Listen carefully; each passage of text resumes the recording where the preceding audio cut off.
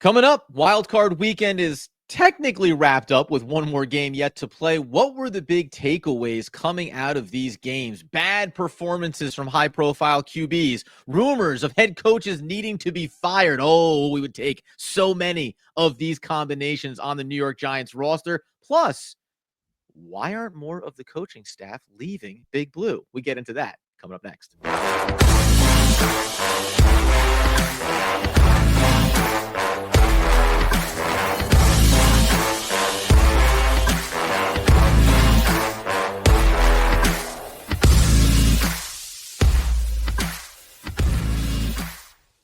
Yes, my friends, it's OGP, the One Giant Podcast, where you know that we are your host over here, Adam Armitt, over there, Andrew Mackwitz. We're healthy, we're wealthy, we're wise, and we're talking about the extended Wild Card Weekend because, of course, the NFL is like, no, we'll do one more day, Monday night, the final game of Super Wild Card Weekend. But there were some interesting ones, Andy, when we look back at this weekend. Pretty shocking upsets, some pretty horrific performances, and we are going to get into Shane Bowen, who is He's here. He's here to stay, baby, as we knew he would be. But what surprised you the most? What's your number one biggest surprise from this weekend's games? Well, first and foremost, obviously the game tonight was moved from LA to Arizona because of all the wildfires. So obviously thinking about everybody in LA. If you can donate, if you can get out there, if you're in the area, try to help wherever you can. Obviously, it's a terrible situation going on in there. But talking about terrible situations, man, on the football field, there was quite a few. And I'm going to start with the first game. And I feel very good about how the first game between the Chargers and the Texans went, because I was told by 100 different people, all the analytics about how the Chargers are top 10 defense. The Chargers are well coached. The Chargers are easily going to win. The Texans are terrible. They can't run an offense. And I just said, I don't know if I believe in Justin Herbert in a road playoff game. And man, Adam, he looked so bad. Like, he's the reason they lost that game, right? Oh, I mean, obviously, yeah. And listen, like you can't really judge. Like, it's hard to say what that was, right? It's gonna be fascinating to see Houston now in the next round of the playoffs, right? They're gonna play the Kansas City Chiefs, because when you throw 2 pick sixes in a game, right? Like the way that shifts the entire operation going forward, it throws it all out of whack. Now, Justin Herbert had a horrific game, and I was watching it with my cousin, and I was a little surprised that his reaction to it. A lot of people have this, so I may be in the minority on it, but his reaction was like, dude, don't got it. He don't got it in the big spot. And don't get me wrong, he did not have it in the big spot, right? Like, he did not have success. But I always stop short of making these referendums off of one game. I think we kind of forget, because Houston struggled a bit down the stretch of the season. Stroud didn't have the same type of year as he did in his rookie campaign. We forgot that Houston defense is really good, right? And they are capable of it. And D'Amico Ryan has done an excellent job with that roster. Now, to the tune of everything that happened there, of course not. We didn't anticipate that.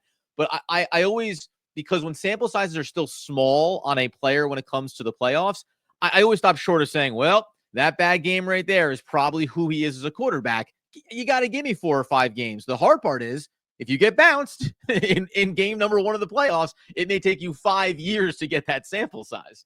Yeah, that's the thing. And just for everyone's reference, and this will make everyone's head explode, Daniel Jones has more playoff game wins than Justin Herbert does, right? And you may turn around and say, well, small sample size. Well, it's a small sample size for both of them, right? And when you look at Justin Herbert, he's been in 2 games. One of the games, he had almost a perfect, flawless half of football, and then completely combusted when the chips were on the table, in that incredible comeback by the Jaguars. In this game, he just played terrible almost the whole entire game. He wasn't good. And Adam, it's very easy for us to look and be able to pile on Justin Herbert. Giant fans would take him in a heartbeat as our franchise quarterback, no questions asked. It's like, take Harbaugh too as your coach, wouldn't you? Yeah, well, I mean, listen, if you could tell me that we could have Harbaugh and Herbert immediately tomorrow, you would move heaven and earth to do it. So I don't want to pour salt on the wound, but now it just puts so much pressure on Justin Herbert's next playoff start, if and when he gets back to the playoffs. Think about Lamar Jackson for all of those years of just couldn't perform in the playoffs. Finally, last year had a pretty solid game to open it up. Obviously, he's kind of shed that thing. Justin Herbert's going to have to do the same in short order. So to me, that was surprising. Will be interesting to see what happens with the Texans. What was the other things that were surprising to you from Wild Card Weekend? Yeah, I mean, if the Chargers, just by the way, it's like always when you look at the divisions, right? Kansas City, Denver Broncos, Vegas Raiders, right? So I wasn't surprised that the Denver Broncos got beat up by the Buffalo Bills, right? Now, I loved the fact that you got that one opening great drive from Bo Nix. And I'm sorry, you're always going to think about Joe Shane and Brian Dable. And no, we don't like these quarterbacks. We don't want anything to do with them. Well, even though he lost in that game, he put together a phenomenal rookie season. He showed you what he's capable of. So there's still affirmation there. Maybe a little bit unlike the Chargers, even though first-year head coach, back in the NFL and Harbaugh. You're talking about Sean Payton, rookie quarterback, just great to be there. You're ahead of schedule a little bit. My other biggest surprise has to be because you get the Ravens taking care of the Steelers. No one's shocked by that. You also get the Eagles getting past the Packers. I want to talk about Love a little bit overall, but I'm not surprised that they lost that game, especially as not only already coming in with injuries, but then piling on literally every single wide receiver going off of that game. You have to look at the Commanders to me. Now, I'm listening it as a shock, but I said that I would take the points in that game. I even said that I would take them outright in that game because Jaden Daniels has already proven that he's special. Like he's already proven. And to me, when you look at Herbert, you can look at any of these rookies, you can look at veterans that have been around. When you watch Jaden Daniels play, he's calm. He understands the system. He gets the progressions. The moment isn't too big. The leadership is there. And I hate to do it because it's in the division. The Commanders are already so far ahead of the curve here. And I chalk it up to not only his play, obviously, but also having a head coach who's been around the block, who's been in a coordinator's, finally gets this opportunity. There's a lot of experience there on that staff with Kingsbury, someone that you're a big fan of too. Phenomenal game for them, phenomenal win for them. That was the other surprise I think you just have to make mention of this weekend. Yeah, I mean, listen, you just mentioned a couple of quarterbacks. Would you take Jaden Daniels over Justin Herbert if you were starting a team tomorrow?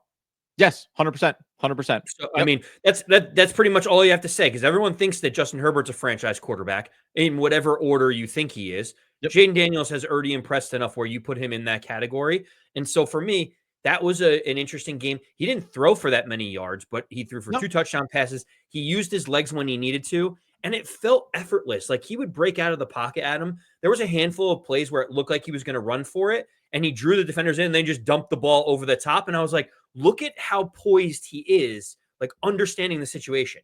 It's so funny because I very notably, even when he was running the ball, he seemed to have this like side turning form to him where every time he ran through the middle of the line of scrimmage, got to the linebackers, it was kind of like, yeah, they're coming for me. So I'll just kind of lean and step once or twice more. There was no really big hits. One shot on the sideline that I think was more just like off balance than anything else. I did make note that, my goodness, he is like a slight guy and it doesn't take a lot to kind of vault him into the bleachers. But overall, just again, poise in that game. And you're talking about Baker Mayfield and the dude's a beast. And frankly, to have it come down to one poorly exchanged handoff in the backfield and what that could have meant. But I think it's one of those things, like same thing. Is Baker had a great year? Yes. Did Tampa have a great year? Of course. But who you're starting a franchise with, of course it's going to be Daniels over Baker Mayfield because Baker's like this gunslinger that's just grinding his way to success in the NFL in some regards, and you respect it.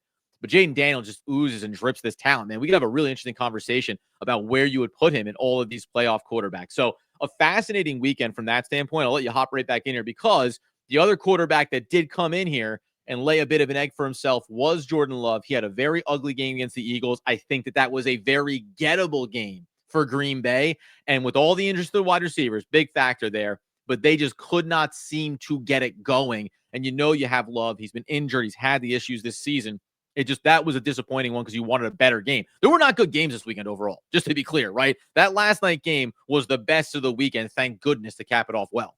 Yeah, I mean, the only thing I was going to ask you is between the Packers and the Steelers, whose performance was more disappointing overall as a team? Oh, and that is the great conversation here. For me, it's the Packers. Because you have the quarterback, right? Because you have LaFleur, and he's the offensive mind. Because they're regarded as being one of the – now, they are young, but they're regarded as one of, like, the most talented young core rosters in the NFL right now. They've been such a well-structured and organized organization.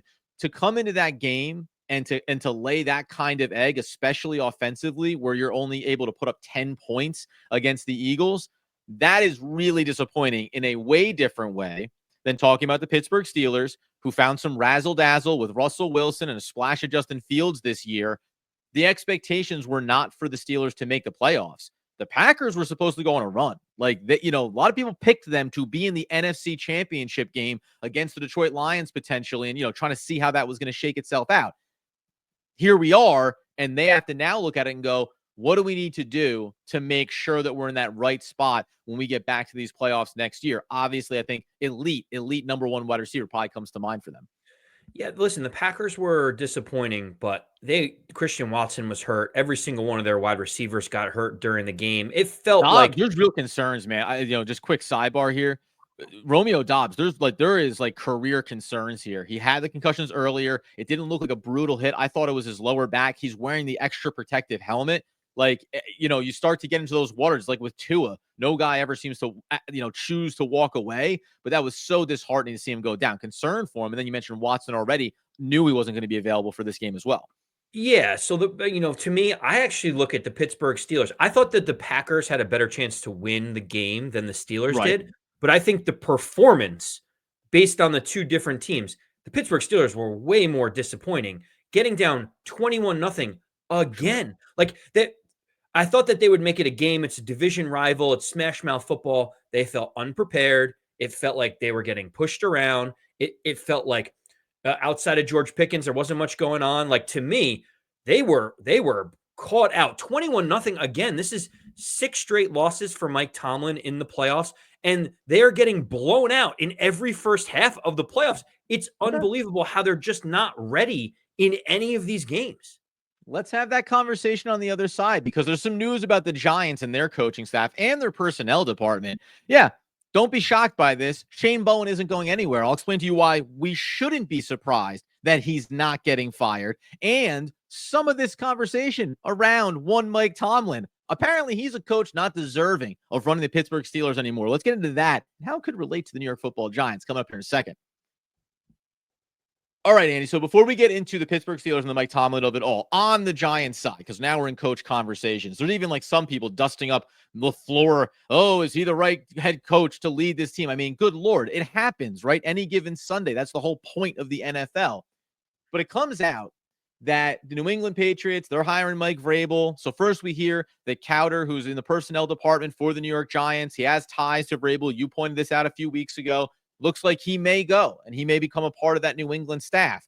Thought maybe, well, what about Shane Bowen? He's got ties from Tennessee with Vrabel. No, the Giants are sticking with Shane Bowen. And I want to get into Carl Banks' breakdown of it. But are you surprised by that? Because the second that it came out, I realized why we shouldn't be surprised by it at all. I'm not shocked that Ryan Cowden is getting mentioned. As we said before, I highlighted him as a potential GM candidate if they decided to bring Vrabel in because he was already in-house. So the connection makes sense. Obviously, it would make sense for him to go to New England.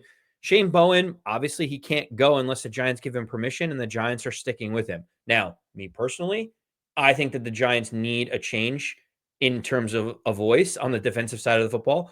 Lou Anarumo from the Cincinnati Bengals is the name that I've kind of banged on the table for, but it doesn't seem like that's going to be the case. The Giants are going for consistency on the defensive side of the ball, which Adam, help me rationalize this in my brain because I'm trying to figure out if something's consistently bad, what is the point of keeping consistency?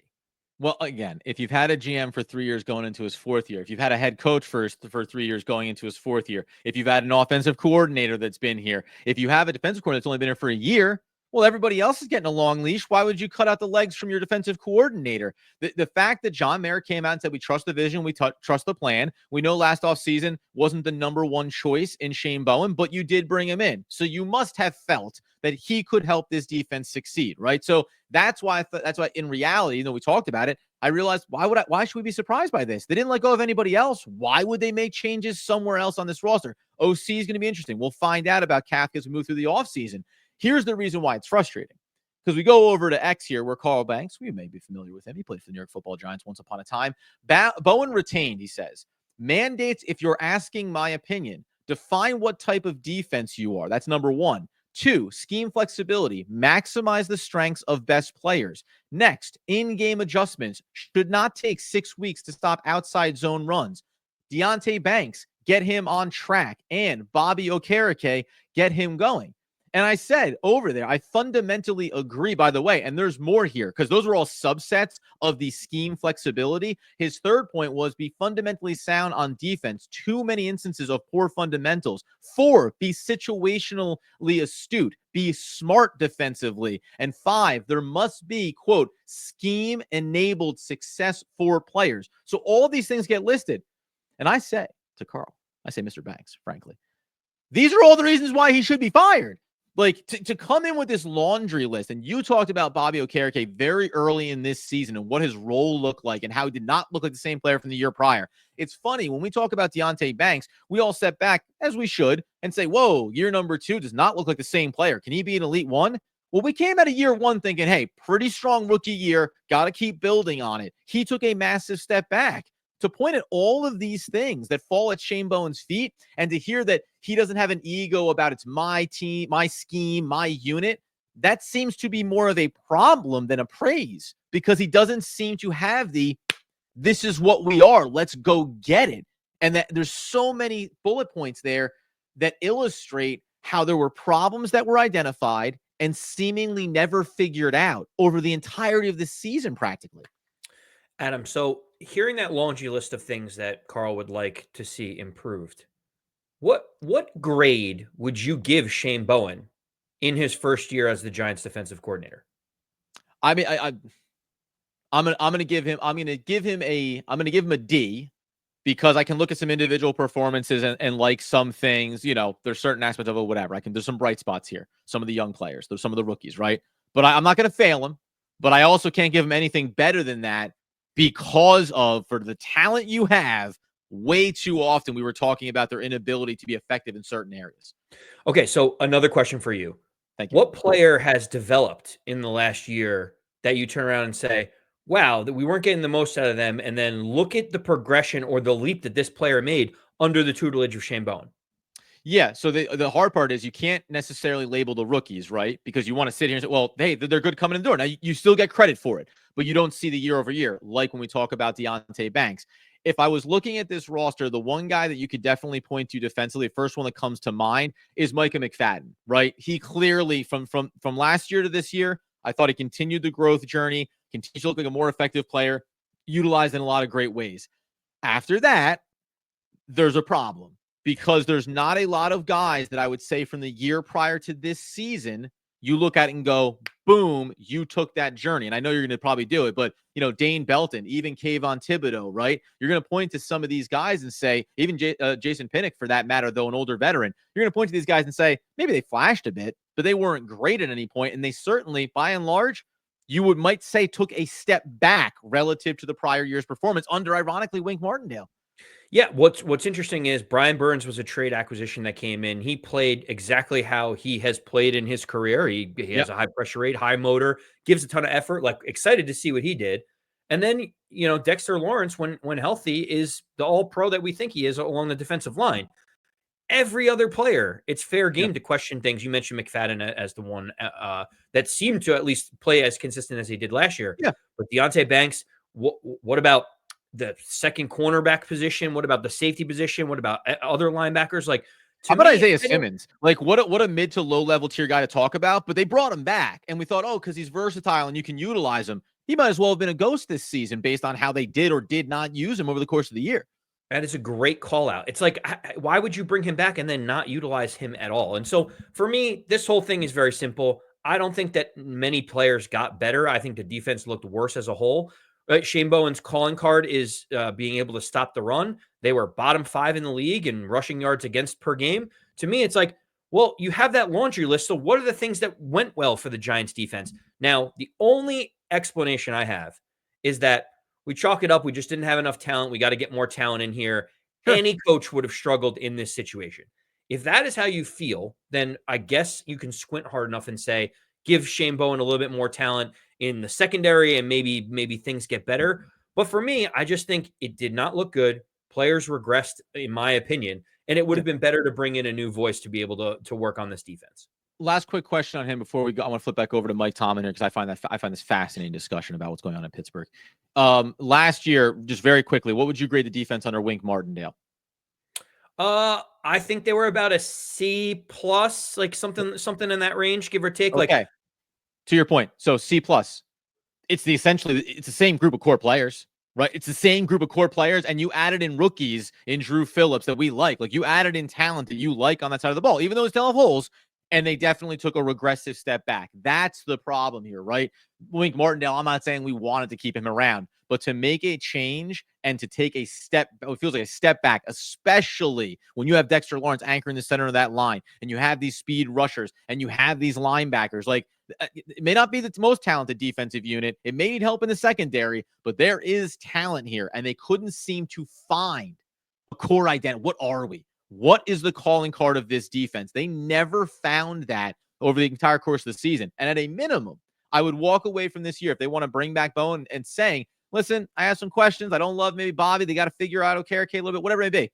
But I know what this team is. I know what the identity is. Now it's just about driving it home. I don't know that. I don't know what they are. And I don't know adding a number one quarterback, of course, is going to help. But there's still going to be questions about individual performances and overall schemes. So that's the deal with the coaching staff as it stands. Mike Kafka probably coming back too. Mike Kafka is going to be calling plays for the New York Football Giants. It'll be great. But coming up here in a second, not only are we going to make mention of our first free agent that the Giants are going to have to address, they have, I think, over 30 going into this offseason. So we're going to systematically just throw a name out and talk about them a little bit, whether or not we think that we should retain them. But Mike Tomlin is being run out of town, at least by the fan base. And I am fascinated, as Andy noted there, well, hasn't won a playoff game in so many years, didn't seem prepared. Let's get into that conversation as it relates back to Big Blue, coming up here in just 1 second. Okay, Andy, the stage is yours. The expectations for the Pittsburgh Steelers was they were not going to make the playoffs this year. The over-under was something around probably 7.5 or 8.5 wins on the season. They win 10 games. Now, they lose a ton down the stretch. But based on paper, on talent, they were more likely to be like the New York Football Giants this season than they were to be a playoff team.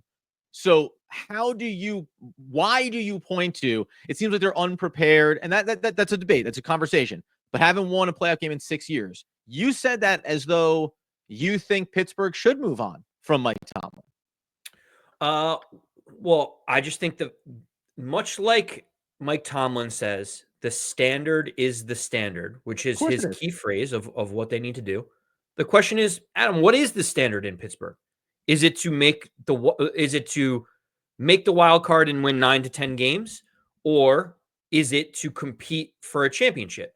And some people may say, well, isn't making the wild card competing for a championship? And so you can't get there. You can't win the chip before you're there, right? You got to be at the dance. And so what I have a very difficult time with this one, because I think Mike Tomlin is an excellent coach. I think he's a leader of men, and I would love him to be the Giants coach if he were available. So there's phase one. Mike Tomlin gets fired by the Pittsburgh Steelers. Are you calling John Mara because you have direct contact and phone number, his pager, his beeper, his fax machine, and saying, guess what? Time to pivot, fire Brian Daboll, get Mike Tomlin in here right now? Well, if you want consistency within the organization and a guy that's gonna lead from the front, it's Mike Tomlin. So the short of it is, yes, I think that's great. Then you could theoretically say, let's keep Mike Kafka. He can call plays. He gets to deal with the offense autonomously on his own instead of it being a shared responsibility. You then align a defensive coach, and the Giants end up having an identity, which is we are a defensive first team. And that's why I have no problem bringing in someone like Mike Tomlin or even a defensive-minded head coach, because like the Giants need to get back to some kind of identity, and Mike Tomlin, for all the challenges that they have in the playoffs, I know what I am getting from Mike Tomlin. But that's and that's kind of my point here is like, I get fan bases. The standard is the standard. And at certain points, about getting over the hump, right? Now, we're not going to look at the Chargers this year and Herbert, plays disastrously and gets bounced out. We're not saying, because they haven't been building up to it. It's year one for Harbaugh. Next season, you're going to start to have a real conversation about what they need to achieve. But that's Justin Herbert, franchise quarterback, right? Same thing about the Buffalo Bills. Hey, man, you keep coming close every year, and Josh Allen's elite, and you guys are awesome. But if you don't get to a Super Bowl here, it's going to start to be that familiar Buffalo narrative in a lot of ways, right? So there are teams that are like that. The Ravens are like this. Hey, you're knocking on the door. Even though like, so Harbaugh in Baltimore, you say, hey, maybe there's a point when you go, I don't know. Do we need a different elite head coach just because we can't seem to get over this hump? But that'd be a very debatable thing to discuss. My bottom line is there has not been an expectation that the roster put together in Pittsburgh over the last 6-7 years has been worthy of expectations of going deep in the playoffs, of making it to an AFC championship game, of going to a Super Bowl. So even though the standard is the standard, competing for championships, you still have to couch it in what did we have to start with? And they went and took a Russell Wilson who was paid to leave Denver, and Justin Fields, who was bailed on by their franchise in Chicago, and they made him a 10-win team. So I just this is where I always stop short. What are the expectations for the Giants over the last 3 seasons with Brian Daboll as a head coach? Overachieved in that first year, fantastic. The last 2 years, even by the low expectations of the league, win totals over under, they've been under both times. They have underachieved both times. So that's why I get it, man. When it's the head coach and you're not winning playoff games, it's easy to turn on something. But I'm going to turn on whether or not the organization has found the right. Remember the little Kenny Pickett action for you? He's not there anymore, right? Have you gotten him the franchise quarterback? Did you ever find the replacement for Big Ben? No. So it's like, I'm going to point to a lot of other things before I point to a pedigree head coach that has accomplished it. And by the way, I can look in my own backyard at the New York Football Giants and say, I would have taken the last, what is it now? is it 9 years since Tom Coughlin was fired as the head coach? I would have taken 9 more years of Tom Coughlin as the head coach of the New York Football Giants rather than the mess that they have put us through, regardless of results, because at least I know the guy is capable of doing it and achieving it. Adam, the issue is I'd hire Tom Coughlin right now. Well, but in specifically around the Steelers, yes. The Steelers were outscored again. I mentioned 21-0 at halftime. They have been now outscored 73-0 in the first quarter of their last 6 playoff games. And that is 100% a problem, and it 100% does fall at Mike Tomlin. Like, let me just be I'm not making it out that Mike Tomlin's perfection and everybody else is failing him. He is culpable in this, but not to the extent of being incapable of running this team is where I land. No, I agree with you. It's just that number is across multiple quarterbacks, across multiple seasons, across everything. And he's been the consistent, multiple offensive coordinators, multiple personnel. Like, he has been the consistent voice in the room. And whatever they're doing to get prepared, and listen, they were 9.5-point underdogs in this game. So they were going in expecting to lose. But they lost 5 straight games to end the season. They did not have a lead in any of those 5 games. The thing has been spiraling out of control. And the question is Mike Tomlin the right guy to turn it back around? I would, if I was Pittsburgh, those Pittsburgh fans should be thankful that they have a coach like Mike Tomlin, and I would not be running him out of town. But it's just tough when you look at that and say, we're down 3 touchdowns in every playoff game before I've even sat down on the couch with my nachos. Like, that's a difficult thing as a fan to look and say, this is exactly what I want to continue seeing. By the way, you said a 9-point dog in this game, just to clear it up, right? Last year against the Buffalo Bills, they were a 10-point dog going into that game. You go back to 2022. I'm trying to scan through these as quickly as I can to find them. When you look at, I want to try to get these. So if it takes me a second, I'm going to pull them out. It looks like the theme is going to be that the Steelers are underdogs more often than not when they go into those playoff games. So no matter which way you slice it, a 12.5-point dog in 2022 against the Kansas City Chiefs, one of the most dominant teams looking to have a dynasty in their record. Those 3 games alone right there, I'm up over 30-point dogs. So when you combine it, you say, well, he's lost in the first half of the game. They're basically 2-score dogs in all of these games. So, and again, it doesn't mean that you still want your head coach to find a way to scheme for success, right? When we look at Denver right now, and it's not apples to apples remotely, right? But they talked about it on the broadcast.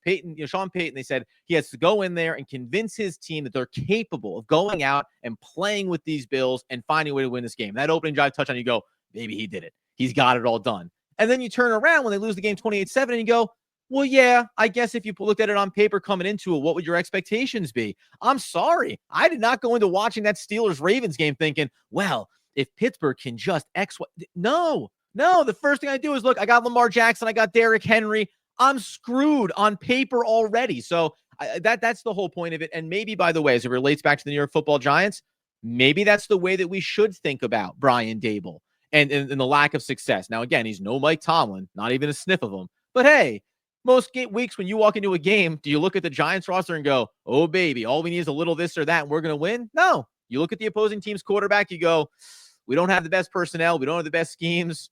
We're probably not going to have a lot of success here. So, maybe all of this is just that cautionary tale about expectations that you set are often in your own mind, right? Pittsburgh Steelers fans are like, we want to win a championship. Guess what? All of the numbers and data say you're not a good enough team to do that yet. So let's not even the players or the coach, right? Judge them based on what expectations are, and they've exceeded them consistently. Oh, Andrew.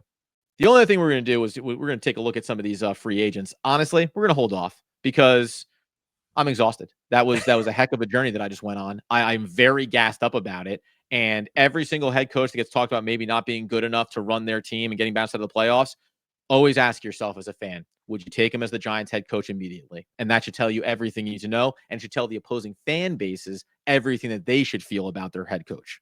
At the end of the day, I was thinking the exact same thing. As all these critical things are happening for guys like Matt LaFleur, for Mike Tomlin, for Justin Herbert, for Jordan Love, you're like, let me guess, Sean McVay. Wait for the rumors. Rams lose tonight. Oh boy, Sean McVay isn't capable anymore of successfully running the Rams. Well, at the end of the day, I looked at all of those and I'm like, we would immediately take any of those quarterbacks and any of those head coaches as a combination. Any of those, you could mix them up. I would take them all in a second. At the end of the day, we do have one more game, Adam. It is the Vikings. It is the Rams. This is a huge game for Sam Darnold, especially like we talked about it on the last episode. If he wins this game, you'd think that there's probably a better opportunity for them to lock him in long term rather than the franchise tag. It's a big game because if my ideal state for the New York Giants of getting Matt Stafford, my utopian way that this offseason goes, if the Rams flame out in this game, maybe that makes it easier for them to move off of someone like Matt Stafford. So there's a lot of ramifications. Both of these quarterbacks have potential ties to being able to come to the Giants, depending on how the game goes. And then we'll have officially wrapped up Wild Card Weekend.